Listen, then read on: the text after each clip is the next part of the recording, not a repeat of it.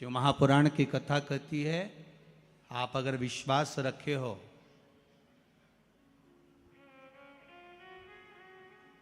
सफेद आंकड़े की जड़, जिस नारी का संतान नहीं हो, गर्भ नहीं ठहरा हो, सफेद आंकड़े की जड़, जिस देव अधिदेव महादेव की कथा जिस तुम्बरुका जी ने श्रवण कराई है, शंकर भगवान जिनके सामने बैठकर शिव पुराण की कथा सुन रहे हैं, उन तुमरुका जी का नाम लेकर शिवलिंग पे से 21 बार घुमाकर मंदिर में ही कमर पर 7वें दिन रजस्वला धर्म के जो बांध लेता है और एक पीपल का पत्ता अवधूतेश्वर महादेव का नाम लेकर शंकर पर चढ़ाकर उसको गाय के दूध में उकाल कर रात्रि को दोनों पति पत्नी अगर पीकर सोते हैं, 3 महीने में भगवान भोलेनाथ उसकी गोद भर देते हैं। ये शिव तत्व है। शंकर देता जरूर है।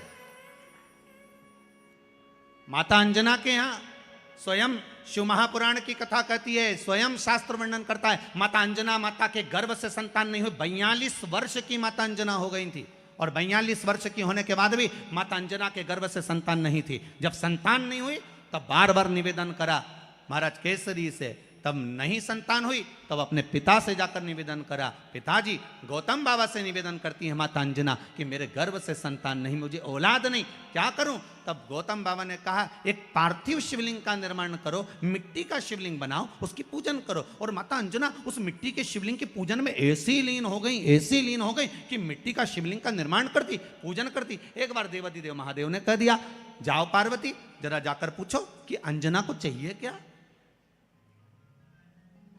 अंजना माता को चाहिए क्या। अच्छा, सारे देवताओं को सबसे ज्यादा टेंशन देवाधिदेव महादेव से रहता है, क्योंकि ये बिना सोचे बिना समझे किसको क्या दिया है कोई भरोसा ही नहीं होता।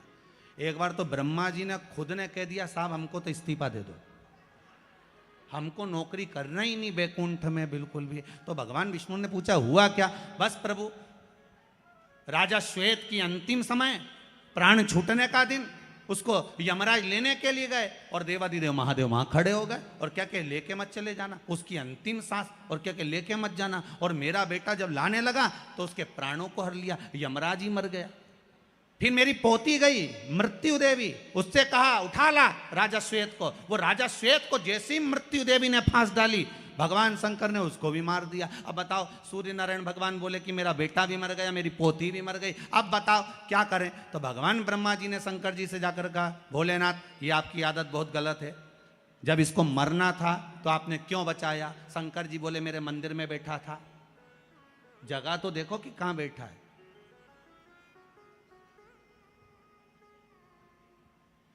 ब्रह्मा जी ने भगवान विष्णु से कहा हमको ये काम नहीं करना, आप तो हमारा इस्तीफा स्वीकार करो। भगवान विष्णु ने शंकर जी से कहा भोलेनाथ जी अब इनके बेटे को, सूर्य नारायण के पुत्र को और पोती को जीवित करो। शंकर भगवान करे एक शर्त पर जीवित करूंगा, जहां मेरा भजन हो रहा हो, जहां मेरी कथा हो रही हो, अगर कोई महामृत्युंजय मंत्र का जाप कर रहा हो, श्री शिवाय नमस्तुभ्यम जप रहा हो, शंकर का पंचाक्षर मंत्र नमः शिवाय जप रहा हो, शंकर जी कहते हैं उस समय पर मृत्यु उसको ना घेरे।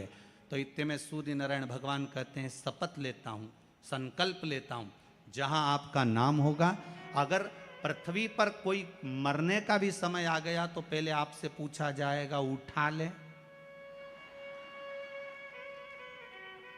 तुम बोलोगे तो बात दूसरी है। शंकर जी बोले हम बताएंगे तो उठाना, हम बोल दें अगर ये शंकर जी का नाम जप रही है और पड़ोसन नी जप रही है तो हम इशारा कर देंगे बाजू वाली को उठा लो। तुम टेंशन मत लेना, तुम तो शिव जपो। अब क्या सोचना, अब सोचो क्या? इसलिए शिव का धीमा बजाओ भोलानाथ डमरू। कोई जरूरी नहीं है कि पशुपतिनाथ का व्रत करें तो पूरे मोहल्ले की माताएं कर रही हो तब आप करें, जरूरी नहीं है, आपका जब मन कर जाए।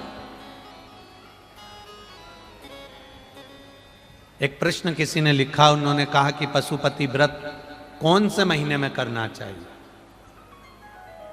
तो जिन्होंने लिखा कि पशुपति व्रत कौन से महीने में करना चाहिए, तो हम उनसे पूछेंगे कि मरना कौन से महीने में चाहिए।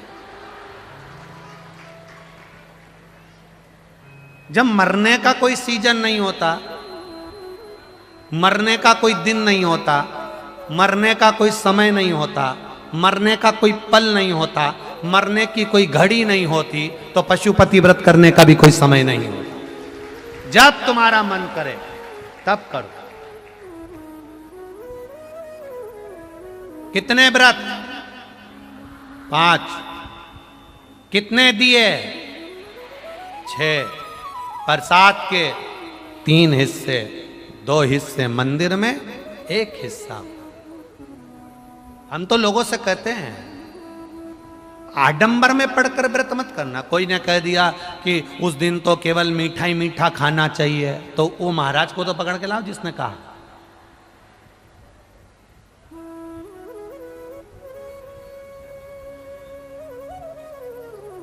पूजन की एक थाली,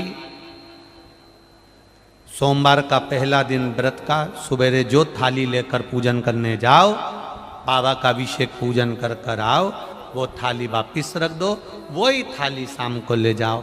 6 दिए रख कर ले जाओ, मीठा का प्रसाद ले जाओ। 3 हिस्से करने के लिए कोई दोना या कोई कागज जो आपको लगे वो ले जाओ, और जाकर 6 दिए मंदिर में नीचे रखकर 5 दिए प्रज्वलित कर दो। प्रसाद के 3 हिस्से कर दो, जमीन पर रख दो, 2 हिस्से मंदिर में छोड़ दो, एक बिना जला दिया उठाकर वापिस थाली में रख लो, प्रसाद का 1 हिस्सा वापिस थाली में रख लो, पूजन कर लो, बाबा से प्रार्थना कर लो, बाबा आज आपका पशुपति व्रत पहला करा है, मैंने सुना है आप खाली नहीं छोड़ते बाबा, मेरे मन की अभिलाषा पूर्ण जरूर करना, आप झोली जरूर भरना। बाबा से विनय करो, आ जाइए। घर के अंदर प्रवेश करते समय सीधे हाथ में बैठकर अपने घर की ओर मुख कर कर, सीधे हाथ की ओर, जो घर का सीधा हाथ हो, अंदर जाते समय वहीं बैठकर दिया लगा दो, बाबा से प्रार्थना कर अंदर प्रवेश करो।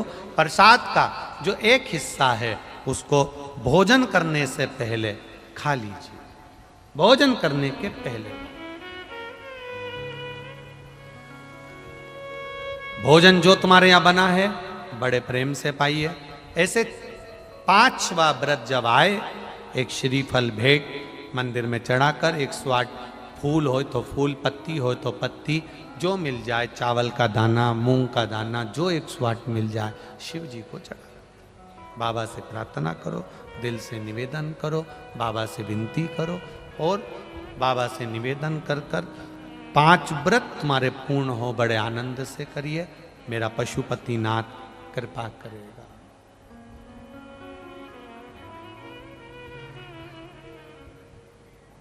भाव से भजन करो, वो पशुपति नाथ है।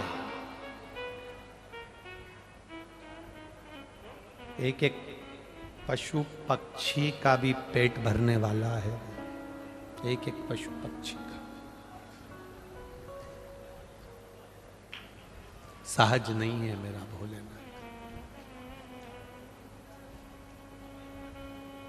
वो कहते हैं ना, जैसे आप लोग वो जय जगदीश हरे की आरती गाते हो, भक्त जनों के संकट, जम के बोलो जरा, क्षण में, बस उसी तरह है। जय पशुपति नाथ हरे, स्वामी जय पशुपति नाथ हरे,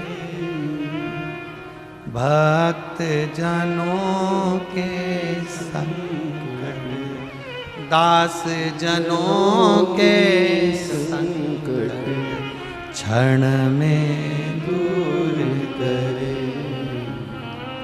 जय पशुपति नाथ हरे। एक क्षण, थोड़ा पल, थोड़ी घड़ी लगती है और वो पार कर देता। 2 पत्र हैं,